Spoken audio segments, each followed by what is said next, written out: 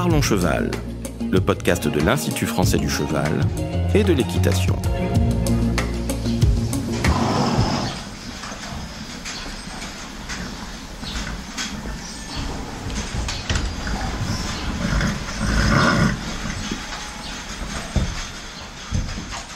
Bonjour, je suis Laurent Vigneault de l'Institut français du cheval et de l'équitation.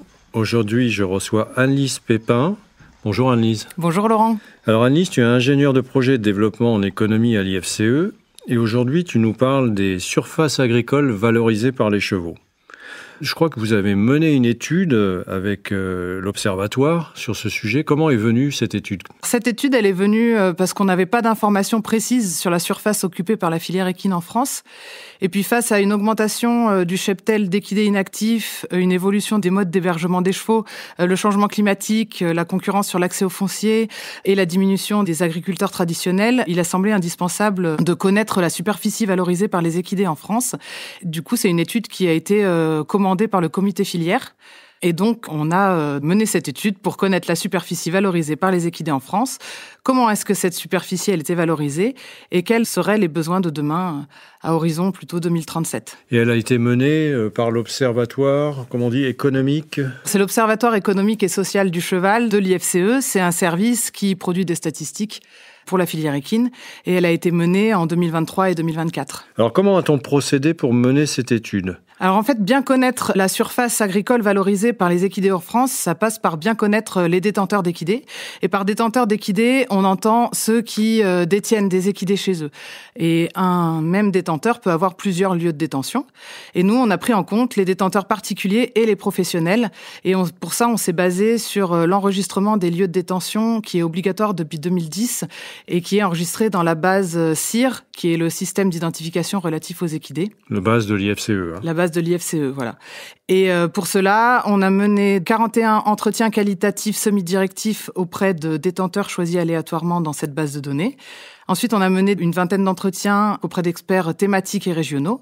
Et puis, on a récolté plus de 6000 enquêtes quantitatives auprès de détenteurs enregistrés dans CIR. Alors, le but de cette enquête, c'était d'abord de faire un état des lieux de cette occupation de la surface agricole en France par les chevaux, et ensuite de faire plutôt une partie prospective. Alors, sur cette première partie, déjà, vous êtes intéressé aux détenteurs. Oui, exactement. Donc, l'étude nous a permis d'estimer à 100 000 le nombre de détenteurs qui sont présents en France.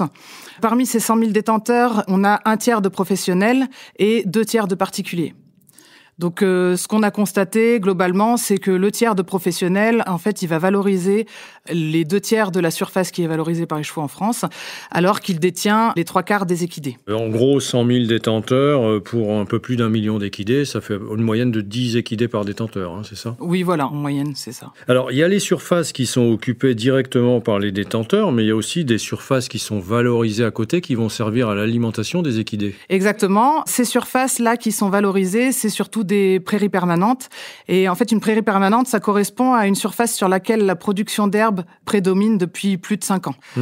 Et globalement, ces prairies permanentes, elles servent à l'alimentation des chevaux. Mais le fourrage peut être produit en dehors des lieux de détention. Oui, un des gros résultats de l'étude, c'était qu'on a près de 90% des détenteurs qui font pâturer au moins toute ou une partie de leur cheptel. Mais par contre, l'herbe qui est produite sur place, c'est pas l'aliment principal, parce que on a donc 90% des chevaux qui consomment du fourrage en plus de l'herbe pâturée sur place, mais seulement 47% des détenteurs qui produisent du fourrage sur place. Et souvent, en fait, ils produisent pas l'entièreté du fourrage qui va être consommé par les chevaux, donc ils en achètent à côté. Pour les céréales, c'est 80% des équidés qui vont consommer des céréales ou des concentrés, et seulement 3% des détenteurs qui vont en produire sur place. Oui, donc forcément une valorisation d'autres surfaces en plus. Voilà. C'est pour ça que l'étude a estimé aussi la valorisation des surfaces à l'extérieur des lieux de détention. On verra les chiffres tout à l'heure. En ce qui concerne l'hébergement, là aussi, il y a des disparités qu'on a pu constater. Il y a des différences d'hébergement suivant les détenteurs. Globalement, c'est quand même des systèmes herbagés qui fonctionnent donc autour de l'herbe, on l'a déjà vu. Le premier système qu'on retrouve, c'est des chevaux logés au pré toute l'année. C'est 56% des détenteurs. Le deuxième système, c'est au pré une partie de l'année et en système type box paddock avec sortie quotidienne au paddock une autre partie. Et puis le troisième système, c'est type box stabulation avec avec une sortie quotidienne au paddock ou au pré. Mais par contre, si on doit retenir 2 chiffres clés sur le logement des chevaux, c'est que si on parle en termes d'équidés, on a 37% des équidés qui sont logés au pré toute l'année en France actuellement, et seulement 2% des équidés qui sont logés 100% au box et qui sortent que pour travailler. Oui, effectivement, même si c'est un chiffre faible, ça reste important.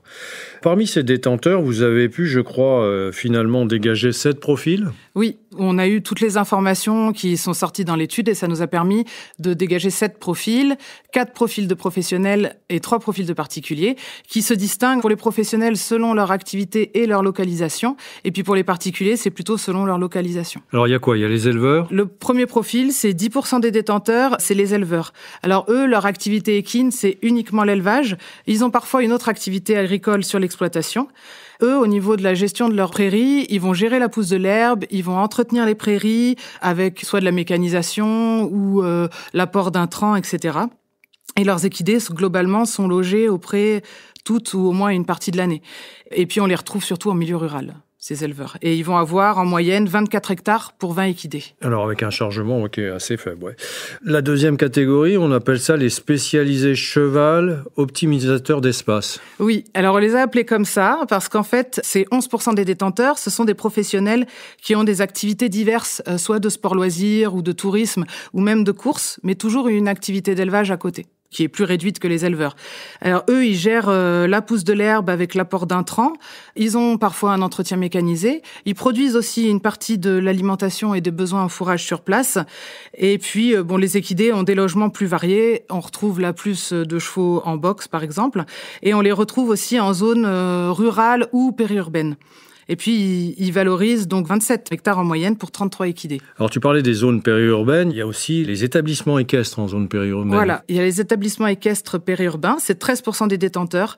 Eux, leurs activités, elles sont orientées vers le sport loisir ou le tourisme.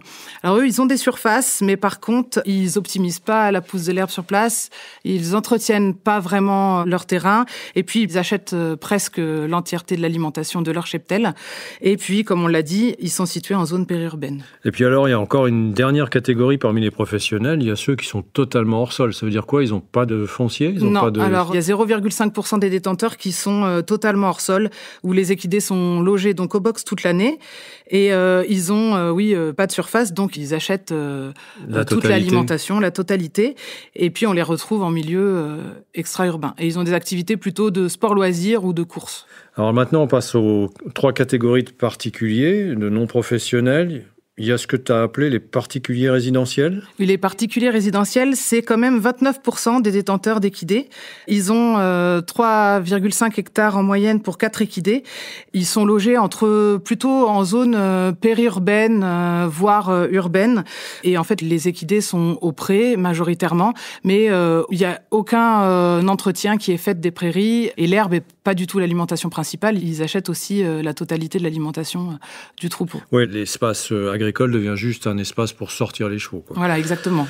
Alors ensuite, il y a ce que tu as appelé les particuliers éclairés. Ceux-là, ils ont une meilleure gestion de la surface agricole ? Oui, alors eux, c'est 15% des détenteurs. Ils ressemblent un petit peu aux particuliers résidentiels, mais ils sont situés en zone un peu plus rurale. Ils sont entre le rural et le périurbain. Et alors eux, ils entretiennent un peu mieux leurs parcelles. Ils sont sensibilisés, par exemple, sur la fauche des refus, etc. Mais par contre, ils produisent pas de fourrage sur place. Et dernière catégorie, le particulier dit agronome. Voilà, le particulier agronome, 23% des détenteurs. Lui, il peut avoir une activité agricole à côté. Il va être situé en milieu plus rural, ce qui fait qu'en fait, il va être plus sensibilisé à l'entretien de la terre, à la production de l'herbe. Donc, il va entretenir ses parcelles. Il va faire attention à la pousse de l'herbe et puis même parfois il va aller jusqu'à produire du fourrage sur son lieu de détention et il va valoriser 5 hectares en moyenne pour 6 équidés. On sait qu'il y a quand même en règle générale déjà depuis un certain nombre d'années une concurrence à l'accès au foncier, notamment avec les autres activités agricoles. Est-ce que ça reste vrai ? Oui, ça reste vrai. C'est très marquant quand on interroge les détenteurs mais aussi quand on interroge les spécialisés de l'installation. En fait, les détenteurs d'équidés et les professionnels souffrent de concurrence d'accès au foncier face aux autres productions agricoles, c'est encore vrai, et aussi face à l'étalement urbain. Ce qu'on a vu, on a beaucoup de profils qui sont quand même situés dans des milieux plutôt périurbains. Urbains ou périurbains. Voilà, donc ils souffrent de concurrence à ce niveau-là. Alors si on termine cette partie état des lieux, Bien, on a chiffré tout ça, donc qu'est-ce que ça donne ? Eh bien, si on extrapole nos résultats d'enquête à nos 1 027 000 équidés qui étaient présents en France en 2022 et nos 100 000 détenteurs, on obtient une surface valorisée sur les lieux de détention qui est de 800 000 hectares et puis une surface valorisée en dehors des lieux de détention via la production du fourrage acheté qui est de 350 000 hectares.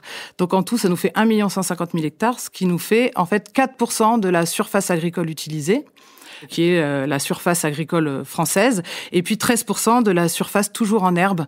Donc ça conforte la place du cheval quand même dans l'agriculture française. 13% de la surface en herbe, c'est quand même pas négligeable. Si on se compare à d'autres espèces par rapport à l'occupation de la surface agricole, qu'est-ce que ça donne ? On est presque équivalent, on est en dessous, mais presque équivalent aux ovins caprins, qui eux valorisent entre 6 et 7% de la surface agricole utilisée. Les bovins un peu plus Et les bovins, on est autour de 33%. Ouais. Donc quand même quelque chose qui n'est pas négligeable. Effectivement, cette valorisation de la surface agricole, 13% de la surface en herbe, c'est beaucoup. Il y a des disparités entre régions ? Oui, si on regarde par rapport à la surface agricole utilisée globale sur les régions, on remarque qu'il n'y a pas beaucoup de différence entre les régions concernant la place du cheval dans l'agriculture, sauf en Normandie, en Pays de la Loire, où on sait que l'élevage équin est très présent, oui. Ou dans des régions qui ont globalement moins de surface agricole utile, comme en Provence-Alpes-Côte d'Azur, par exemple. Par contre, si on regarde par rapport à la surface toujours en herbe, là, on voit des différences. On remarque que le cheval tient une place importante dans les régions où, finalement, il va y avoir globalement peu de surface en herbe, donc peu d'élevage traditionnel, comme l'Île-de-France, par exemple, le centre Val-de-Loire ou la Bretagne. Oui, du fait de la faible surface en herbe dans ces régions, le cheval en occupe une proportion plus importante. Voilà. Alors, on va passer maintenant à la partie prospective, voir un petit peu ce qui va se passer dans l'avenir. Déjà, vous avez isolé dans cette étude 6 facteurs d'évolution. Oui. En fait, avec l'analyse des entretiens d'experts, des entretiens de détenteurs et des enquêtes quantitatives, on a réussi à dégager 6 facteurs d'évolution qui allaient faire pression ou pas à l'avenir sur les détenteurs, mais en tout cas qui allaient jouer un rôle. Donc parmi ces 6 facteurs d'évolution, on a donc le changement climatique, avec par exemple son impact sur la pousse de l'herbe, sur les structures ou sur la gestion de l'eau, par exemple.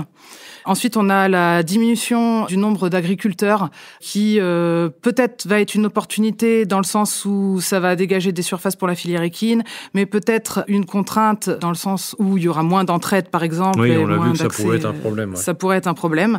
Il y a les crises inflationnistes avec la forte augmentation qu'ont connue dernièrement les détenteurs sur les coûts de l'alimentation du troupeau, par exemple. Les réglementations avec éventuellement... L'impact sur les logements. Exactement, des réglementations qui pourraient arriver sur les logements des chevaux. Les évolutions sociétales avec la prise en compte du bien-être animal, par exemple. Et puis, peut-être, la filière équine pourrait se saisir d'outils d'assistance numérique pour la gestion de la pousse de l'herbe.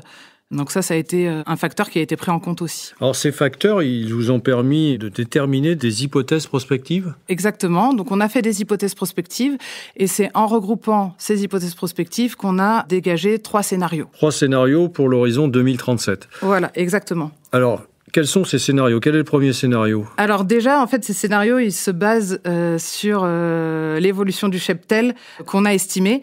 Donc, on a fait une projection tendancielle du cheptel d'équidés en France sur les 15 prochaines années et on se base sur une diminution prévue du cheptel de 20%. 20%, ça fait beaucoup. Comment on explique cette baisse ? Alors, 20%, oui, ça fait beaucoup.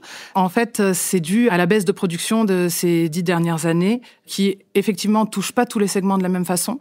Mais pour estimer la projection tendancielle, en fait, on s'est basé sur les moyennes des évolutions des 10 dernières années, donc 2012-2022.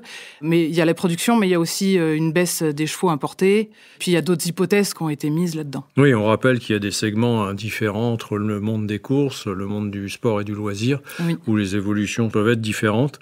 Mais globalement, on part sur une baisse de 20%. Donc ça, c'est un postulat de base. Ensuite, on fait varier dans ces scénarios l'évolution de la surface, et ça nous donne quoi ? Premier scénario, donc c'est le scénario dans lequel rien n'est fait pour limiter les pressions externes des facteurs qu'on a vus tout à l'heure. On observe donc une augmentation des coûts de l'alimentation et des services et des difficultés à détenir des équidés, en particulier dans les zones urbaines, périurbaines et puis pour les particuliers aussi. Donc le foncier équin va être réduit et repoussé vers les milieux ruraux, qui vont être moins concurrentiels.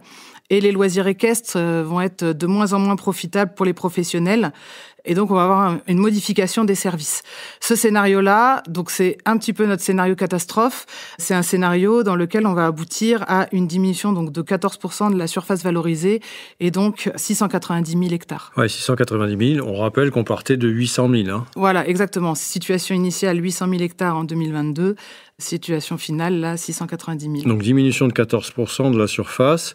Et puis, finalement, un chargement qui est légèrement en baisse, quand même, puisqu'on a une baisse du cheptel de 20%. Voilà, exactement. Dans notre situation initiale, 800 000 hectares, 1,30 équidés par hectare. Là, on va arriver à 1,14 équidés par hectare. Donc, on pourrait se dire que c'est positif.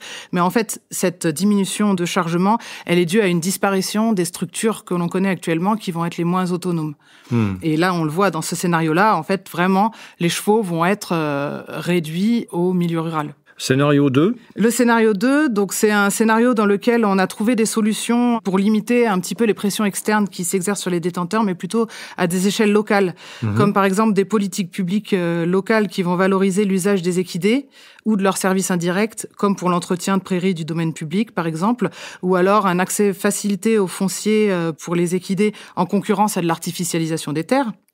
Ce serait un scénario dans lequel il y aurait aussi une organisation entre détenteurs d'équidés ou alors avec le voisinage agricole pour la gestion des prairies, par exemple, ou pour la mécanisation, qui pourrait être éventuellement facilitée par des services filières. Et puis, il y aurait aussi dans ce scénario-là une amélioration de l'autoproduction ou au moins de la fourniture en fourrage pour les détenteurs, avec une production rationalisée et puis une offre de fourrage plus accessible. Ce scénario-là, en fait, il maintient globalement les équidés sur les aires géographiques actuelles telles qu'on les connaît. Et ça donne quoi en surface ? Et en surface, ça nous donne une surface qui diminue assez peu finalement face à la diminution du cheptel, donc qui va diminuer de 6%, qui va arriver à 750 000 hectares, et un chargement de à peu près 1,04 équidés par hectare. Donc une légère diminution de la surface avec effectivement là encore un peu plus de diminution du chargement puisqu'on a un peu plus de surface. Oui. Le scénario 3, lui qui est le plus optimiste, qu'est-ce qu'il nous dit ? Alors le scénario 3, en fait, il va plus vers un verdissement des chevaux. Donc on aurait des solutions globales donc, qui permettraient de limiter l'impact des facteurs qu'on a vus tout à l'heure sur nos détenteurs, mais ces solutions, elles dépendraient plutôt de politiques publiques qui seraient nationales ou européennes, comme une réglementation, par exemple, sur l'hébergement des chevaux en extérieur, des aides favorisant le développement d'infrastructures favorables à l'environnement, comme des haies, des arbres, même le maintien des prairies permanentes, et une limitation de l'artificialisation des sols en réduisant la concurrence sur l'accès au foncier, ou alors des aides aux filières équines, etc.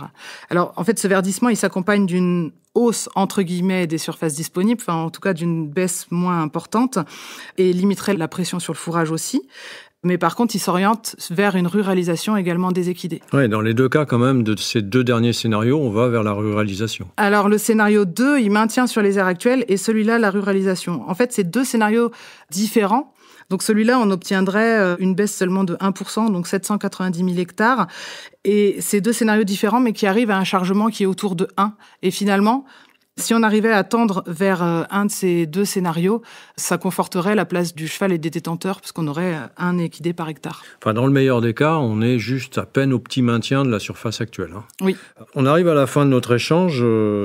Anne-Lise, qu'est-ce qu'on peut retenir donc comme point essentiel de cette étude ? Ce qu'il faut retenir, c'est que actuellement, la surface valorisée par les équidés en France, elle est importante. Elle est de 1 150 000 hectares, ce qui nous fait 4% de la surface agricole utilisée et 13% de la surface toujours en herbe. Mais par contre, on l'a vu, les détenteurs d'équidés sont dépendants de services extérieurs et notamment pour la gestion de l'alimentation de leur cheptel. Donc ces chiffres confortent le statut agricole du cheval. Oui, exactement.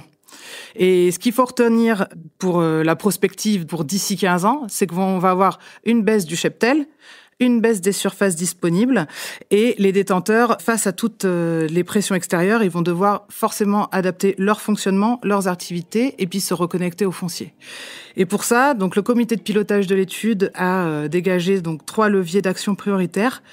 Donc le premier levier, ce serait de gagner en autonomie alimentaire en optimisant la pousse de l'herbe et en produisant une plus grande partie de l'alimentation sur place. Le deuxième point, ce serait améliorer la coopération avec les autres filières agricoles et aussi avec le voisinage, afin de rationaliser et stabiliser l'offre de fourrage, et puis d'améliorer l'échange de services entre voisins. Et ça pourrait même aller jusqu'à la mutualisation des surfaces avec les bovins voisins, par exemple. Et puis, dernier levier, ce serait de développer des infrastructures qui seraient favorables à l'environnement pour accompagner le verdissement des chevaux. Et dans tous les cas, les détenteurs vont devoir gagner en compétences agronomiques ? Oui, exactement. Ils vont devoir gagner en compétences agronomiques et la transition numérique pourrait les aider à avoir des outils connectés de gestion plus efficaces pour leurs prairies. Merci Anne-Lise. Merci Laurent. Si vous souhaitez en savoir plus sur le sujet, rendez-vous dans la description du podcast où vous trouverez des liens utiles sur notre site equipedia.ifce.fr. Vous pouvez aussi nous rejoindre sur notre groupe Facebook Equipedia Sciences et Innovation Équine pour plus de contenu. Pour ne manquer aucun épisode, abonnez-vous, partagez, commentez et n'hésitez pas à laisser 5 étoiles sur Apple Podcasts et Spotify. À très vite pour un nouvel épisode.